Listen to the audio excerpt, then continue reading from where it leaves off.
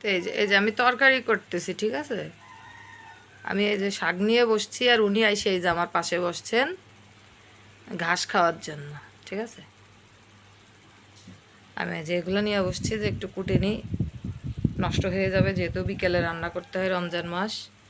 তো আসলে বাছাই করে না রাখলে তো হয় না। এখন উনি ঘাস খাওয়ার জন্য ইনি অধীর আগ্রহে আমার সামনে বসে আছেন যে মা কখন একটা ঘাস, আমি কাজ করব না, আমি শুধু ওরে ঘাস বেছে বেছে খাওয়াবো, এই হলো আমার কাজ নাকি। কই ঘাস কই, 3-4টা পাইছি দিছি তো, আর তো পাচ্ছি না খুঁজে, আর তো পাচ্ছি না।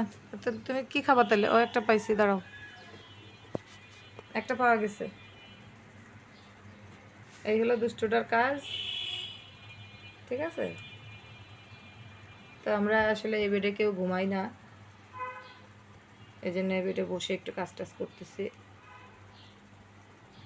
মানে এখানে আসলে আমাদের ঘরে যেহেতু জায়গা কম, সেহেতু আমার এই খাটটা হচ্ছে মাঝে মধ্যে খাবার দাবার খাই, বসি এমনিতেই, আর ঘুমানো হয় না, যেহেতু ডাইনিং টেবিলটা এখানে পাততে পারি নাই আমাদের রুমে, কারণ ডাইনিংয়ের মানে স্পেসটা ছোট, এই জন্য। আর এই যে হালাম শোনাই যে এখানে আমার পাশে বসে আছে, ঠিক আছে। আমি এই যে শাক কেটে কেটে রাখতেছি, আর ও এখানে বসে বসে অধীর আগ্রহে তাকায় আছে কখন মা একটা ঘাস বেছে ওনার গালে ধরবে, ঠিক আছে। তাহলে এই সবসময় কি ঘাস থাকে এর ভিতরে? অলরেডি 4-5টা বেছে বেছে দিছি আমি ওকে, এখনও তাকায় আছে।